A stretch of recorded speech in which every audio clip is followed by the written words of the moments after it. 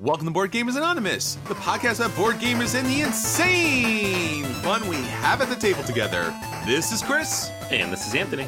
Well, Anthony, here we are, episode 246, talking about Essen Spiel, the Hotness. It just wrapped up. Everything was super hot right across the sea. And we are bringing it to our audience to let everyone know what they should be looking at for the upcoming holiday season. Yeah. I mean, we were not personally there, as we've yet to cross that one off our bucket list, but thankfully we have this wonderful invention where all the other people who were there tell us what they liked. And we can collate that and pull from it and gather from it and ask people what they were playing and buying and everything, and put together a list of some of the hottest games that were released there. And I've kind of culled out anything that was already released here in the States or that came through on Kickstarter, just because that stuff, we've already talked about it a bunch. But a lot of good stuff, a lot of new stuff, and several things that have already been on my personal acquisition disorder list, and at least a couple that are on there now, today and next week. So it'll be fun. This sounds great. And, if you are going to Essen next year and you have some space in your suitcase, I think Anthony and I would be up to kind of squeezing into a, transatlantic flight, pitching in a three small guys in a giant oversized hat and trench coat to kind of get us into the convention. We'd be up for that, right? Oh yeah. Literally anything. Let's please, I want to go. It's definitely on the bucket list. It definitely will happen at some point. I really love to get out there. And from what I hear, it's much cheaper than going out to Gen Con, and that doesn't make a lot of sense, but this is what I hear. So someday that will happen for sure. But that will happen in the future, and also our feature review will happen in a little bit, but we want to tell you about some of the great things that's happening with BGA. We just wrapped up our Extra Life event this past Friday at Ocean County College. I really would like to thank everybody out there for their great support of the event. It was fantastic. We had so much great things out there. We had Microsoft out there running their Xbox clinic. We had a huge room for laptop computers, gaming computers.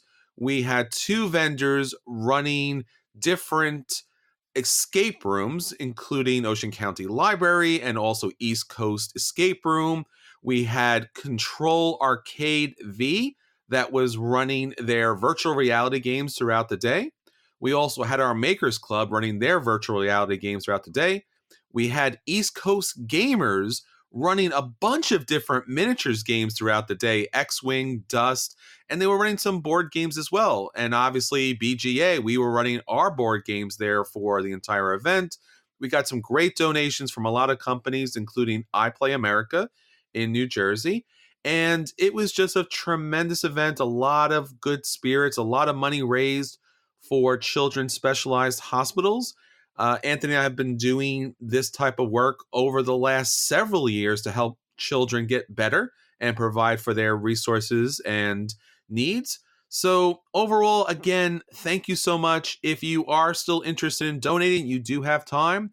Extra Life still takes money throughout the year. So if you'd like to join Team Ocean County College, you can still do so. Or if you just like to donate on your own, check out extralife.org. They're always looking to get more people gaming. It doesn't have to be specifically on that particular day, but they would love to have your support. All right, Anthony, so with that said, that's what's going on with BGA. It was an action-packed weekend, but let's go on to what's happening with our listeners. What's our question of the week? All right, question of the week this week. Do you have any other hobbies beyond board games? And if so, do you combine the two in any way? So, what other things do you do besides games? This came up because I was at an event just a couple days ago, and we kept finding ourselves talking about board games, and I was just thinking, what else do we do that we can talk about that won't bore everybody here who's not among the gamers? And, it's always interesting because even people well, you don't realize they have these other hobbies. There's other hobbies other than board gaming? I mean, that's what they say, and I asked, and some people answered, and so it seems like there might be. I That don't sounds know. made up to me, man. I don't know. All right, Yeah. go ahead. I'll listen with extreme skeptical scowl on my face. Yeah, skepticism. I didn't believe it either, but what are you gonna do? All right. So Jan says horses, and she says it's more of a lifestyle, not really a hobby, as well as weaving. So she has not combined those things necessarily, although the horses play their own games with each other and with humans, which sounds like a Okay. lot of fun. Tommy reads a lot of history and enjoys recreating anything that he reads. So he says it's probably why he enjoys coin games, New Bedford, Zulus on the Ramparts, Twilight Struggle, 1960. I would agree, probably that's why you like all those games. Amy mentions music, specifically playing in two classical style ensembles. Has not found any good way to combine the two hobbies yet, though. There are not a lot of great music board games. I will say that. Uh, Hmm. we we have Michael says when it's not summer in Phoenix, aka November, December, and January, I try to bake sourdough in between turns at the game table. So that sounds like fun. Nice. John mentions his rocketry. It's the closest thing to combining would-be collecting space exploration related games. Uh, Michael mentions 3D printing, which I think we all know the link to board games there. I don't know what came first there, the board games or the 3D printer, but I'm sure it's a magical marriage between the two. Chris mentions he produces audio dramas and podcasts, so sometimes he puts together soundscapes and effects to go with certain games, which sounds awesome. That's a really cool way to do that. So yeah, I mean, there's a lot of different hobbies out there. Obviously, people do so many different things. Myself, I've been a writer most of my life, even before I was quote unquote a writer.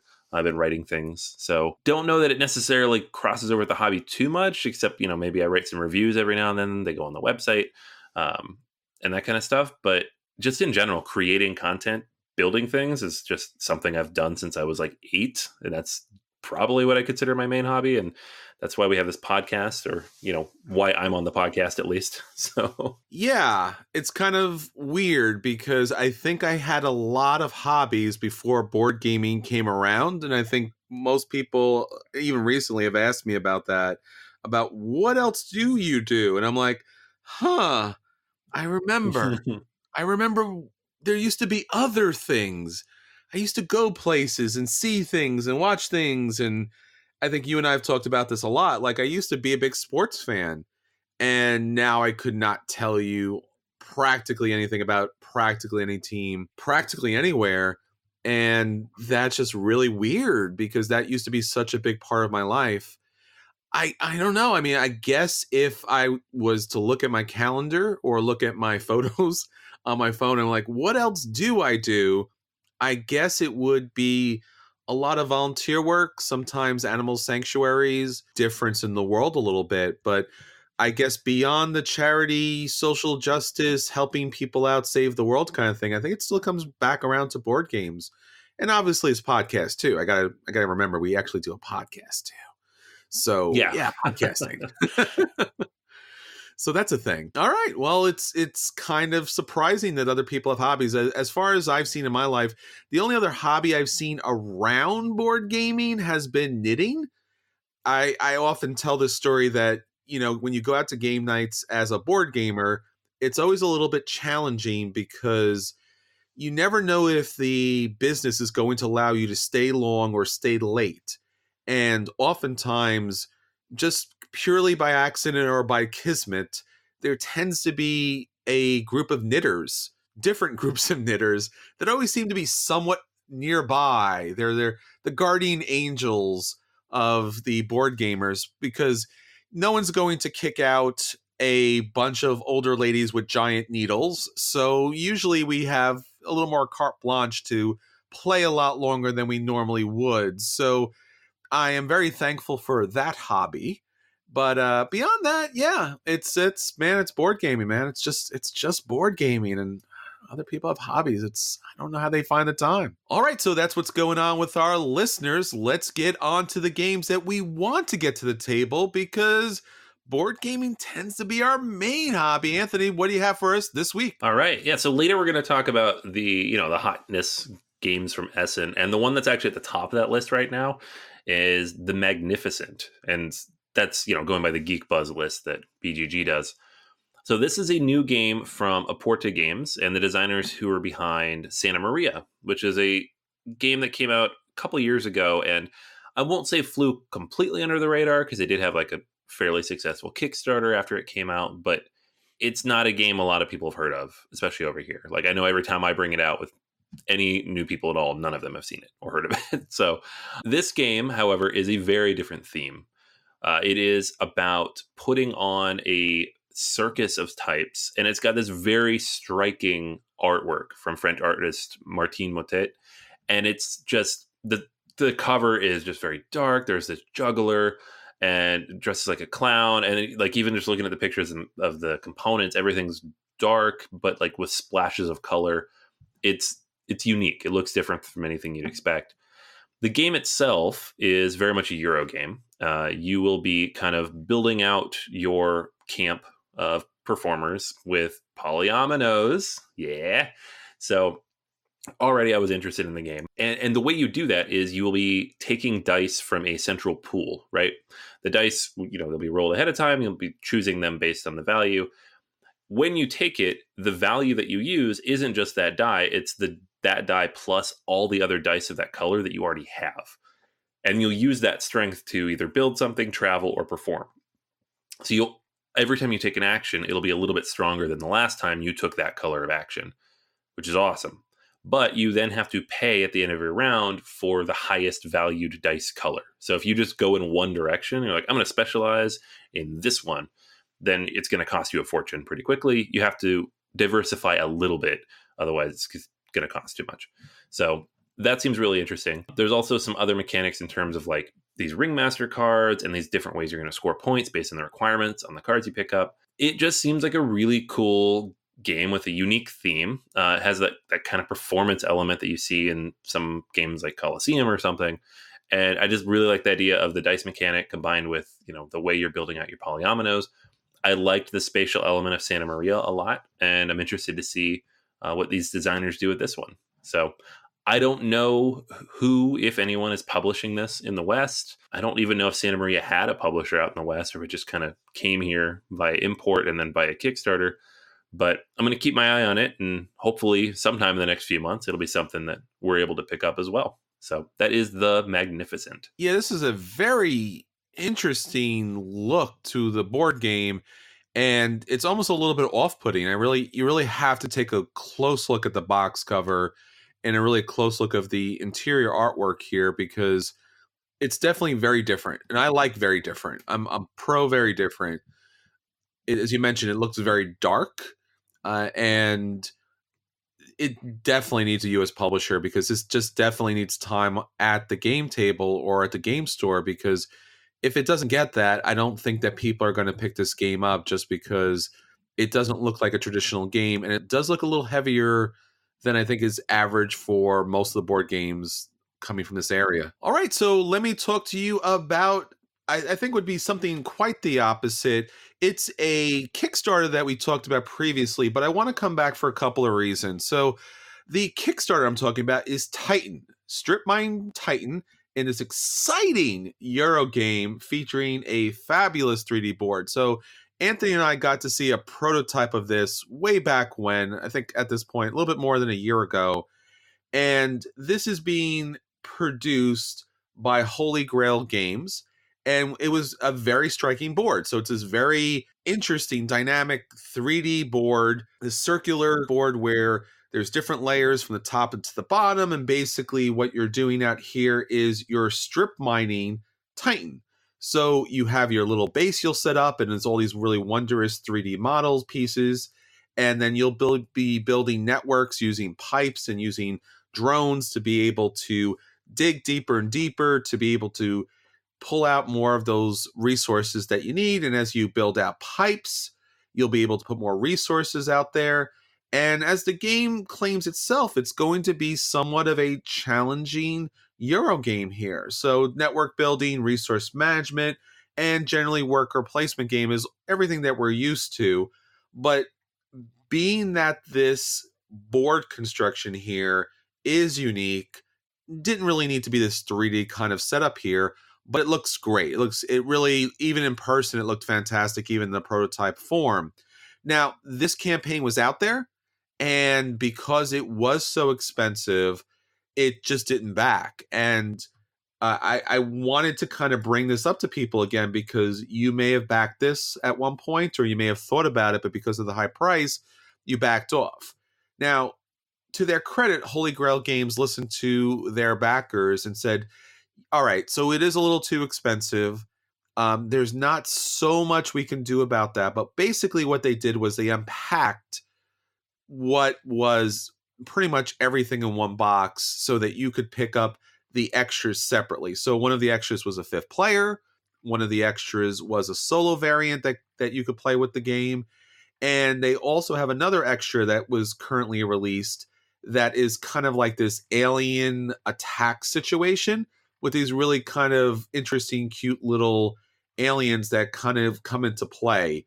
And it seems really fun and interesting, and it kind of gives the game a different feel to it. Now, again, this is an add on to the game, so you don't have to pick this up. And I think as the campaign still continues, they'll bring up new things that you can pick up.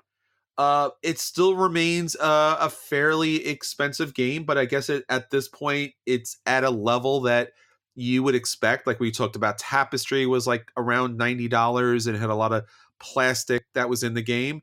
So Titan, currently, their minor level is going for $92 American. So if it's something you're interested in taking a look at, I would do so now because the campaign will wrap up on Tuesday, November 19th. So you still have some time to check this one out. Highly recommend checking it out. I think if you don't check this out, you're missing out. Whether or not you back it because of the price and the size of what the game box is going to be, completely understand that, but it's definitely worth a look. Yeah, this thing looks insane. And then, like, I got a chance to at least see it and take some photographs of it at Gen Con this year. And we'd seen it previously, like you mentioned, but this was like the final prototype. And whew, it is huge and just really impressive looking. And then they say the way it folds down too. I wasn't surprised by the initial price. I understand why people like balked at it because you don't know what this is. It's not an IP. There's nothing. There's no miniatures like jumping out at you.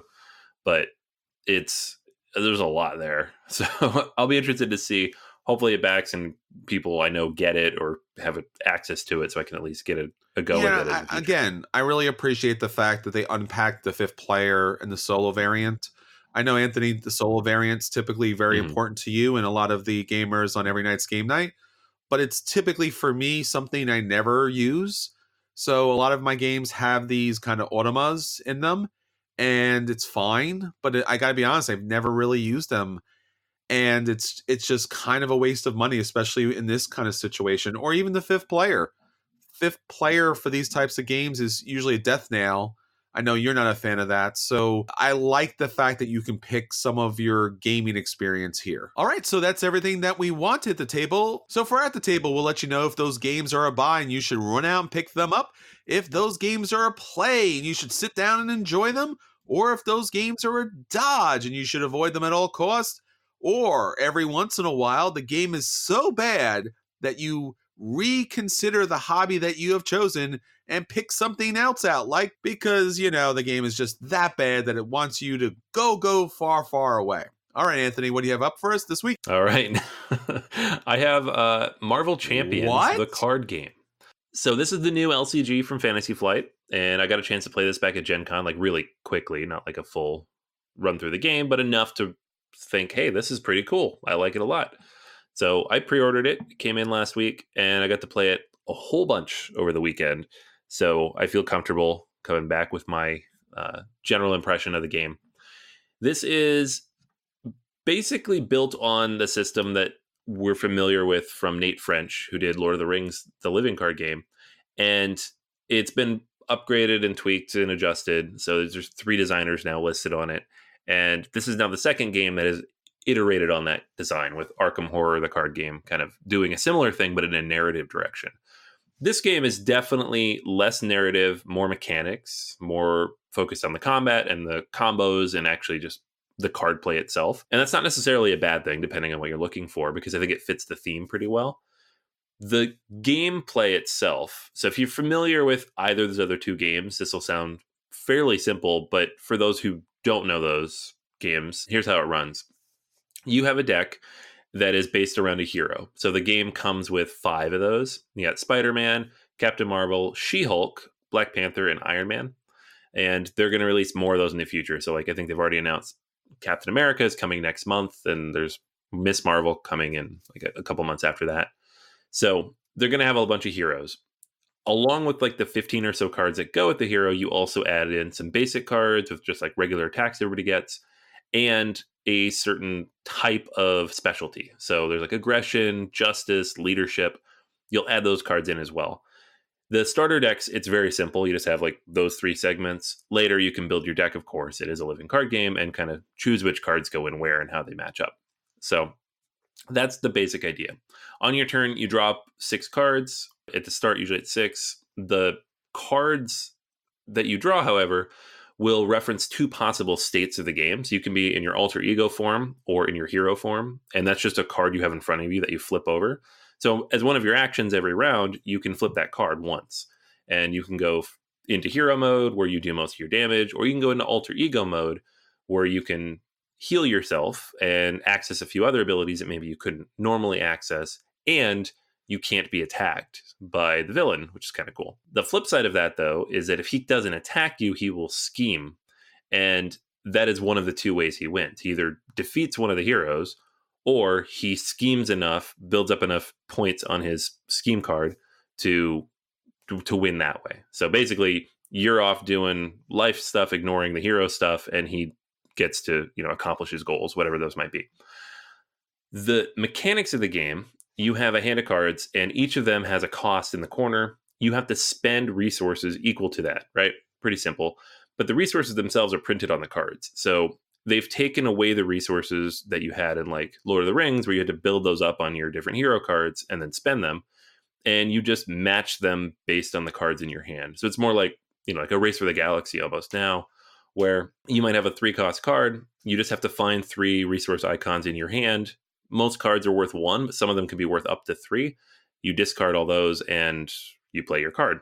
So finding ways to combo that together and use special abilities and leverage the different things that you have access to get as many cards out and do as many cool things as you can on your turn is like the majority of the fun of this game, because it's just every hand is like a little puzzle. You're trying to maximize the value of what you get out of it, which is really, really cool. The villains have a few different mechanics to them, but the basic idea is you have a scheme out there. It's going to add tokens to it every round based on the number of players. So essentially, if nothing else happened and you ignored it completely, you'd have 7 rounds. But of course, there are other things that will impact that. They have an encounter deck. You're going to draw things from that every round, 1 per every player. And those will add side schemes that either accelerate things or interrupt things. It'll put minions in front of you that you have to fight. It'll make the villain stronger. It does all sorts of stuff. There's treachery cards in there, similar to Lord of the Rings. It kind of usually just hit you in the gut a little bit. And then the villain himself, he'll either attack you or he'll scheme. And how much he does will depend on, all the different upgrades that have happened and what you've allowed to happen. So you have to kind of balance everything out and heal yourself just enough so that the villain can't kill you in one hit, and keep the scheme down just enough so that he can't complete it in one go, but at the same time actually hit him, right? This is a combat thing. You're trying to defeat the boss. And how those things operate seems to change between them. So the base game comes with 3.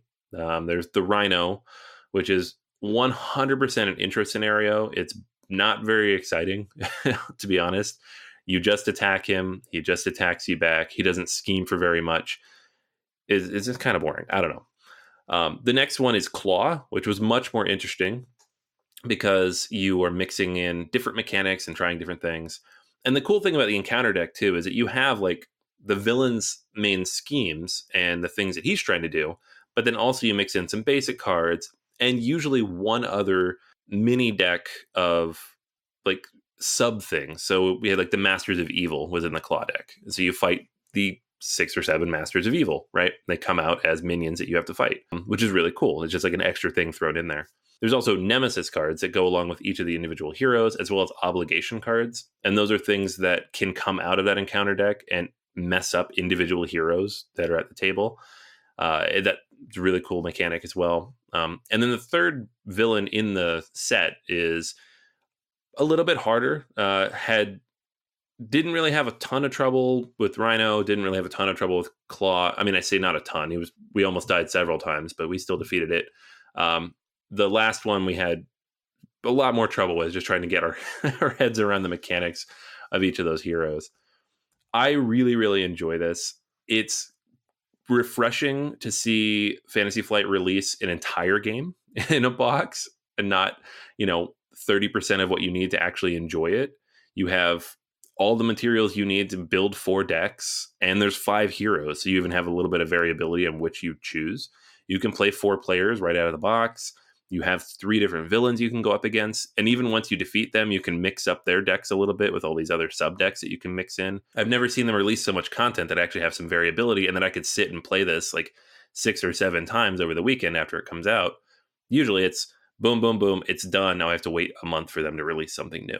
So that was really cool. In terms of like the number of players that you're going to play this game at, it seems like it's probably ideal at 2. And that's makes sense because Lord of the Rings was designed for 2 and Arkham was designed for 1 or 2, even though both of those go up to 4 with 2 sets. That said, the 4-player game was perfectly fine, and it does have a lot of opportunities to be cooperative and to share abilities. Like on someone else's turn, anybody can use an action that's available to use for that person to help them out. So you might say, hey, I really need this minion to go away so I can do this, this, and this. Someone else could jump in, maybe do something about that and, kind of help the thing along. When this was first announced, I was kind of cynical about it. It seemed like a quick cash grab, I guess, the best way to put it. Taking an old system and slapping Marvel on it. They've changed it enough, though, and made it its own that I think it really works. My one thing that I was saying earlier this year that I'm still concerned about a little bit is there's really no narrative to the game. It definitely leans more towards the Lord of the Rings side of things, whereas in Lord of the Rings, the card game, you had these different encounters in the packs that came out, and they were pretty standalone. Like you could get the saga expansions and you would go through the different story beats, and there would be story elements in the individual packs, but they didn't really matter. Like it was really just there's a puzzle, build a deck, figure it out, solve the puzzle. And this feels like it's going to be more of that, where each villain's going to have a very unique flavor and format for how to tackle them, and you need to build a deck and come up with a strategy that's going to defeat them, which I really, really like about Lord of the Rings. And yet that game had, its issues because it's older. It's the first version of this, and it can be a little fiddly at times. This one seems a lot more streamlined in all those areas like combat. For people who just like Arkham, I don't know if you're going to like this or not. Like, I don't just like Arkham, so it's hard for me to say that. I like what Arkham does with that system. It makes it way more soloable, and it adds a lot of narrative choice, and the way it branches and builds on itself is amazing. This game, at this point at least, doesn't have that. So I don't know if you're looking for like a story, like a comic book story in a card game. This isn't going to be that, at least not yet. Hopefully in the future, but not yet. But if you're looking for a really cool card game that uses Marvel, characters, has decent artwork, and just really thematic card play that really draws on each of those characters really well, then Marvel Champions, the card game, it's really solid. So I'm going to keep it. I'm going to get the next couple things that come out for it and stick with it as long as I can get it played. But for me, this is a buy. I didn't think I'd like it when it first announced, but I guess that was just the cynicism of the modern hobby and everything's a cash grab. But yeah, this is fantastic. If you like Marvel and you like card games, this is a no-brainer for you. Yeah, I'm really surprised to hear your change of heart on this. As when this first came out, it didn't seem like you were a big fan of this, and for good reason. It looked like it's just another generic kind of paste on, cash grab kind of situation based on generic Marvel characters. And honestly, that's what it feels like a little bit for me. I'm surprised that there's actually some depth here. Yeah, me too. I mean, it's for like depth on two sides too. So like on the one end of things, you have mechanically, and it's not even like a more complicated system. If anything, it's simplified. They've made it more accessible and easier to pick up. Like Lord of the Rings, every year or so, I have to kind of reread that rule book just to remember the different flow of things. This game we had down like halfway through the first game, and we didn't look at the rule book anymore. It's very streamlined, right? Like the resources are all in your hand. The combat system is just very straightforward and back and forth. That is not what Lord of the Rings doesn't have that. And that's a little crunchier. And I could see why some people would prefer that. I like this. I'm not going to say more, but I definitely like this because it makes it easier just to enjoy the card play and to know that what you're doing is correct and that you're not breaking the rules on accident, which is what happens when those games get too crunchy.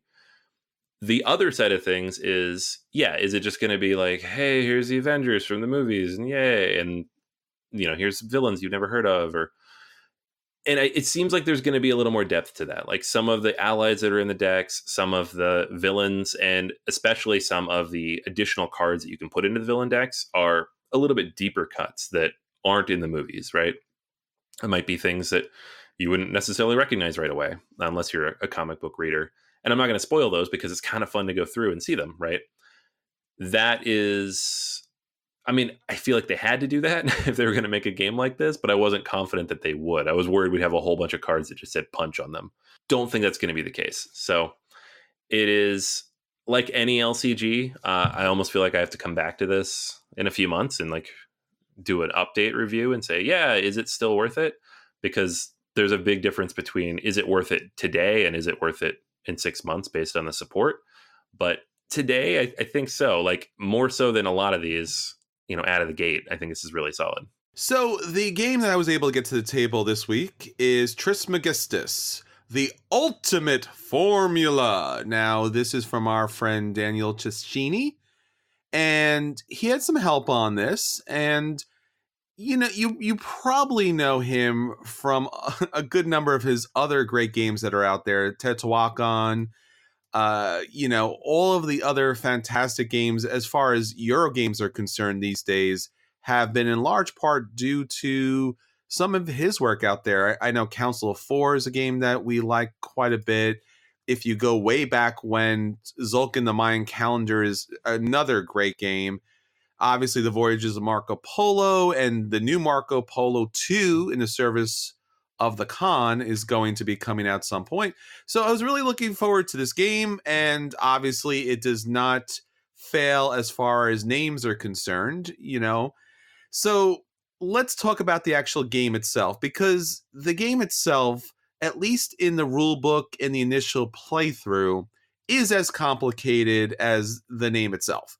So what are you doing in this game? Well, it reminded me, at least thematically, in part, as far as being a very kind of close spiritual connection to Potion Explosion, because basically what you will be doing in this game is you will be utilizing alchemy to be able to construct all of these different fantastical potions, and by completing these different potion contracts, you'll also obviously score victory points, but there's also a lot of secondary abilities that will come into play based upon any particular potion you're able to solve. Now, as you do this throughout the game, you'll also be unlocking other different components that will allow you to gain mastery in certain elemental fields, because obviously if it's going to be one of his games, it certainly is going to have a number of different tracks to it. So let's actually talk about what you'll be doing in the game. So as I mentioned, you'll be producing all of these different elemental formulas. Well, how do you do that? Well, you're going to have your own player board, and your player board will basically have a little bit of a supply chain to it. So you'll have these different elements, and what you'll be doing is you'll be collecting the elements through an action point system. So at the beginning of the game, dice are rolled, they're placed down on the board, and that shows what elements are available in their kind of essence form.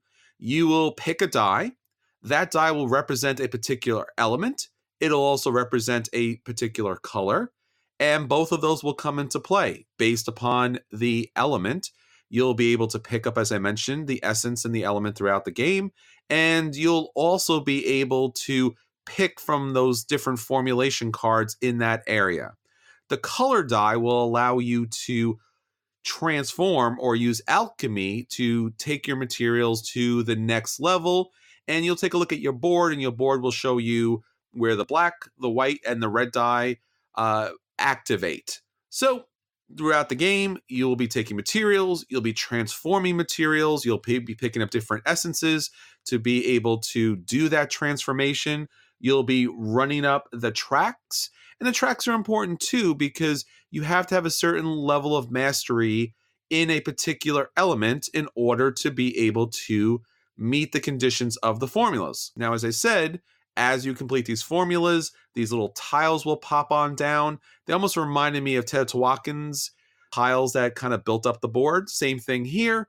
They'll flip over, they'll give you a special ability throughout the game, and as you're able to build up your tableau, more things will come into play. There are bonus contracts at the end. There are bonus potions at the end of the game that are worth a lot of points. And basically, that's pretty much the game. You'll select your dice, you will run them out, you'll take another die, run it out, take another die, run it out, and then that's the end of the round for you. This game is heavy, complex, and complicated pretty much because there's so much symbology in this game, and it doesn't come with a player aid as far as all the different actions you can do. Now, there is a number of free actions. There's a number of actions you can take on your turn. You can even follow other people using a special ability that everyone has in the game. So throughout the game, it's like, I took my action. Which one did you take? Well, it was one of these 5 or 6 different actions. And then I took one of these 5 or 6 different free actions. And then you go around like, who would like to follow that die? Then everyone gets to take those actions. So it's a little clunky as far as all the different possibilities of things you can do, especially without the player guide. But as we got towards the end of the game, it did speed up quite a bit. And you're also able to pick up these different bonus tiles that will also come into play. So there is a lot of different layers in this game. That being said, despite the rulebook, despite the lack of player aids, which were really needed in this game, despite the endless number of actions and follows you can take, this is quite a good game. We all struggled with it, but at the end, we all really, really enjoyed this. So for Trismegistus, the fantastical ultimate formula, and really interesting, funny name, because you clearly will never forget that, I'm going to give the game a buy. I was surprised myself. Again, it's going to be one of those situations where I'm going to have to come up with player aids. I'm going to have to come up with some sort of teaching to kind of walk people through the different steps. But once you do get the game, it does work quite well. It was a lot of fun. Yeah. I actually have this set up on my table right now because I just got it in like yesterday, and I was like, I gotta learn this. And then I saw that you're reviewing it. I'm like, oh no, he beat me. But no. Well, if you want, I could teach you the game, because I listened to numbers of videos and read the rule book, and still I was like, Yeah. and why? And how? And who? And yeah. Yeah, I spent a lot of time yesterday reading the rule book and watching a couple videos to be like, what does this even mean? What are they trying to say here? What is an essence? You didn't even say what an essence is.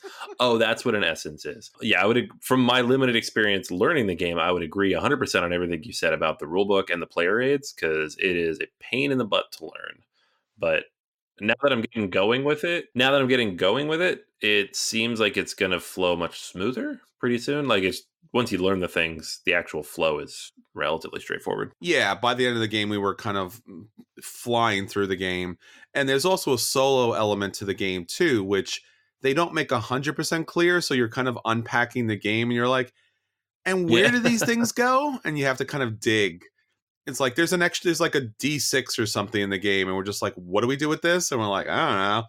And I'm like, is it a solo element? And like, sometimes the thematic nature of the game kind of makes it really hard to learn the game because they do go a little bit overboard. There almost should be like two rule books, like the one for like dramatic appeal and one for just like stereo instructions. Like, this is how you do the thing, instead of like, oh, you must transform using alchemy and the essences of the universe. And just like, oh man, how do you just play the game, man? I just want to play the game. There's a lot of words for things in this game. Yeah. That's always like my kryptonite with a game book, because you've all heard me review games. I'll just be like, the little white piece. I don't know. Like, I don't remember the names of this stuff that people make up.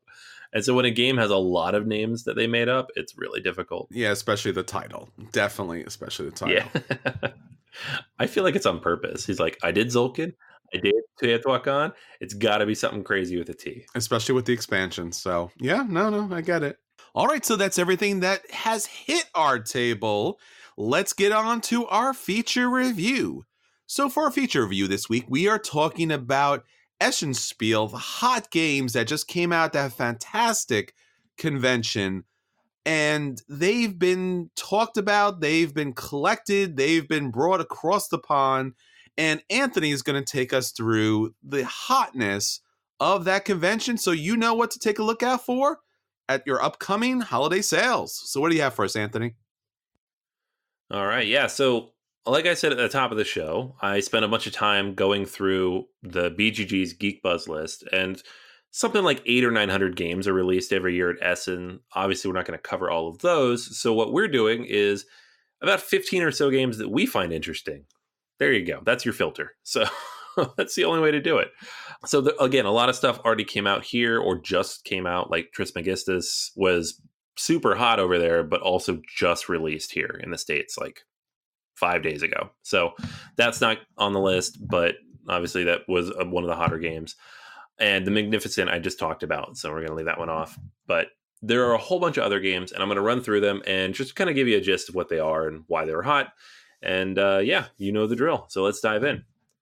First on the list, we had Nova Luna. This is a new game from Essen Spiel and co-designed by Uwe Rosenberg, right?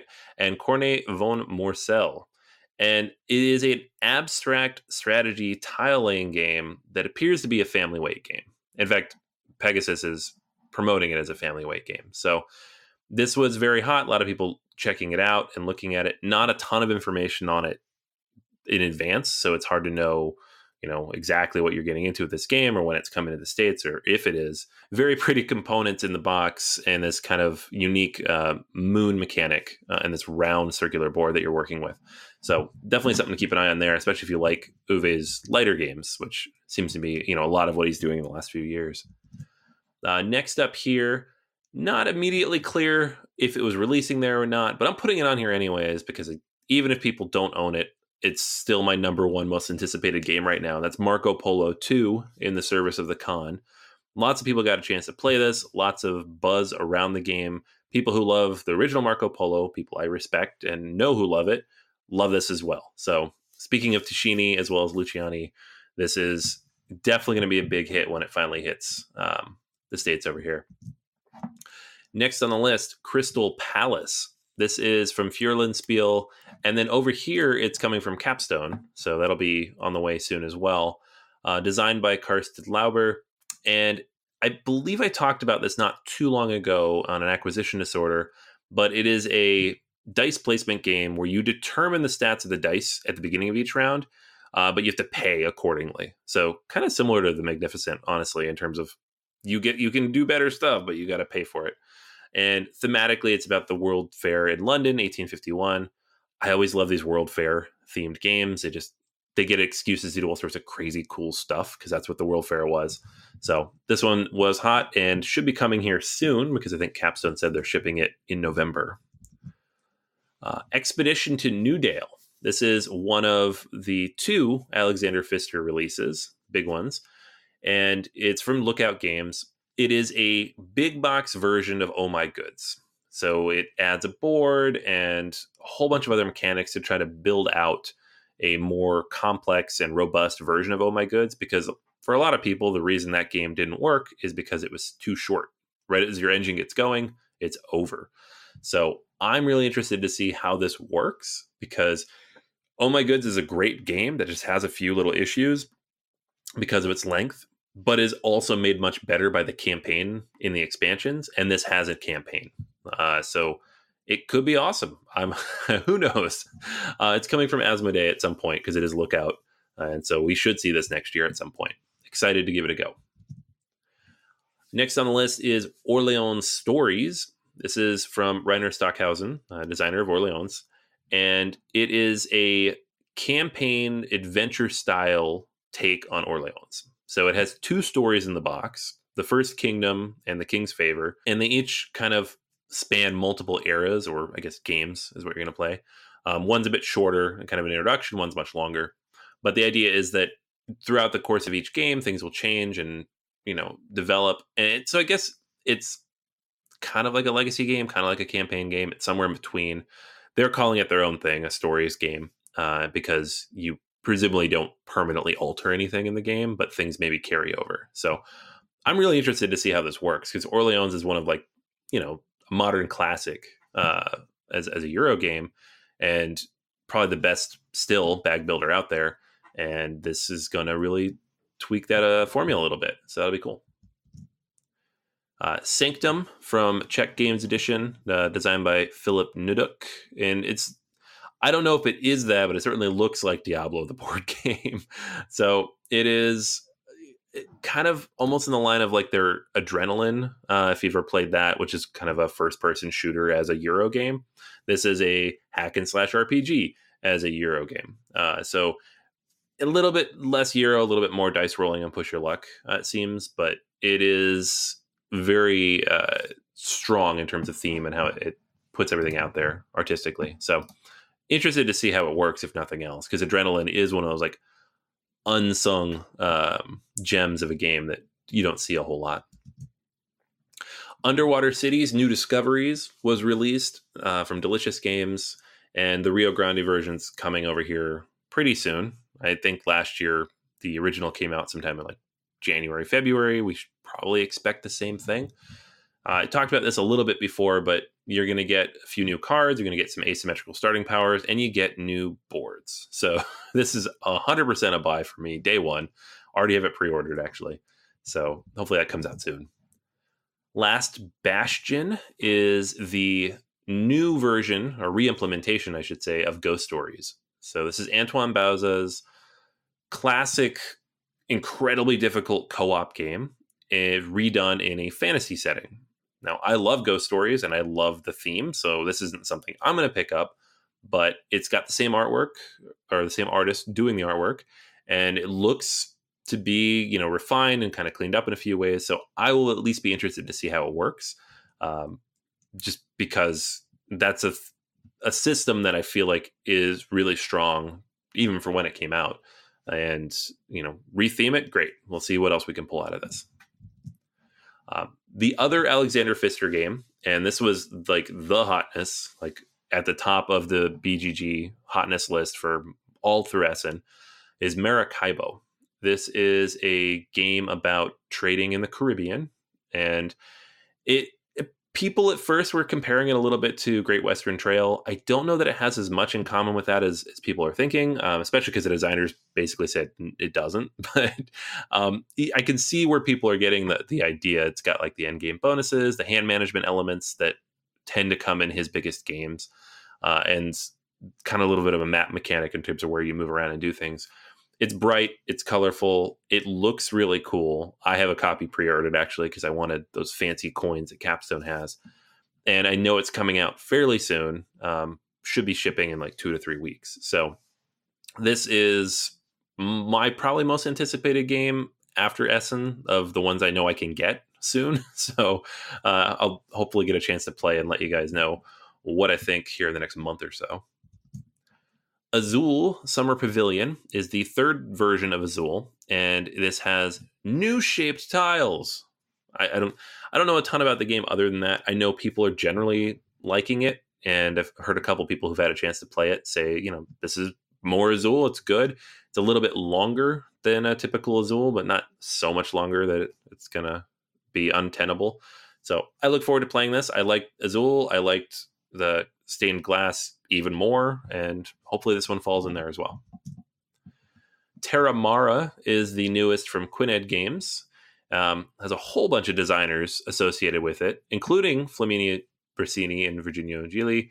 So very strong pedigree here in terms of like who's working on the game. It is about these villages that were founded in the Bronze Age in northern Italy, and kind of the process of living and developing and growing in that area. It's a worker placement game, but it seems to have a little bit of a wrinkle to it in terms of like complexity. It's a little bit heavier than your typical worker placement game. So I'm interested tentatively. I've yet to really connect with a game with this theme for whatever reason. When you strip back too much of the elements of a Civ game, it just doesn't quite work for me, but I'll keep trying because I do love them. Glenmore 2, the Chronicles. So this is from Matthias Kramer, and this is actually a Kickstarter game, so I'm breaking my own rule a little bit here, but it is the sequel to Glenmore, which is a fantastic game that's generally been impossible to find for a very long time. One of my favorite kind of rondel-style movements and tile-laying games that you could get. And this one adds a whole bunch of new mechanics to it and modules and different ways to play the game. And I'm pretty excited to give it a go. Hopefully it hits regular distribution for those who didn't back the Kickstarter back in the day. But Glenmore's great. So even if you could just play regular Glenmore with the stuff in the box, perfect. I'm fine with that. Cooper Island. This is a new one from Andreas Odendahl and Frosted Games. And it's again coming here in the States from Capstone. And again, it's another, exploration game taking place in the age of exploration, where you're out on a big boat trying to colonize these different islands.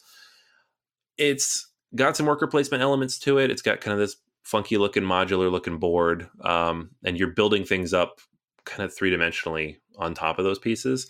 So it has some cool looking stuff in terms of how the tile placement works. I don't know a ton about it, and I do know at least one person who's pre-ordered it from Capstone. So I do look forward to giving us one to play in the not too distant future as well, just to see what all the buzz is about.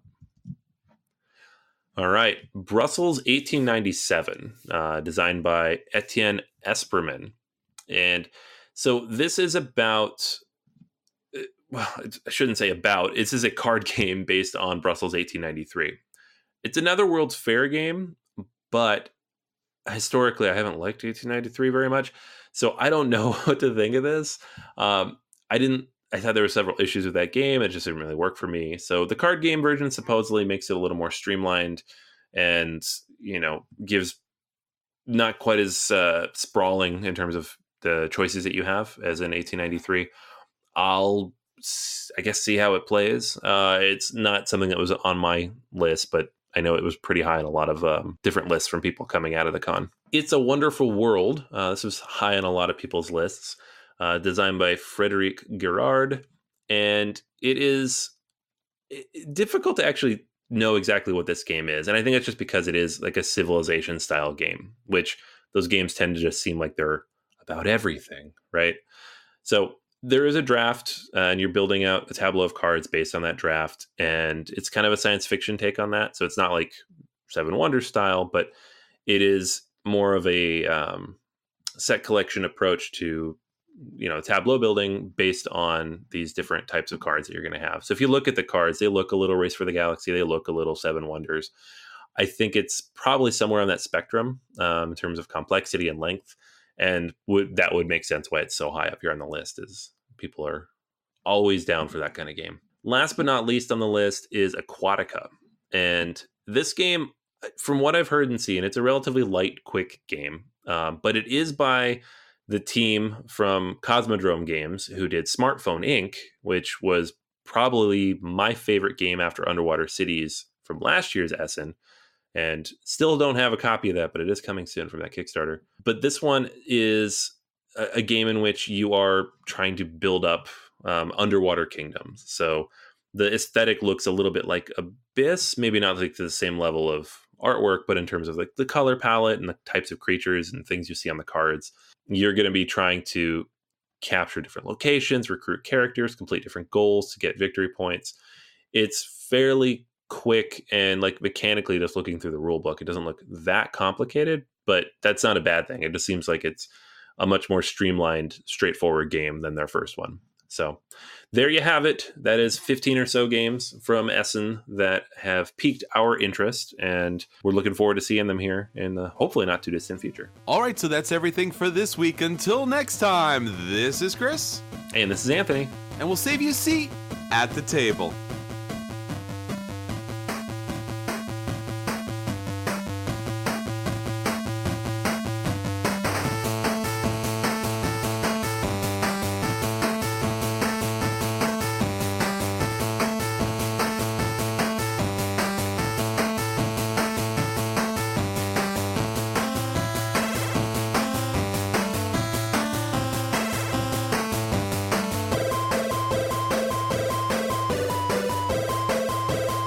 You're listening to a proud member of the Dice Tower Network, dedicated to bringing podcasters together for the greater good of gaming.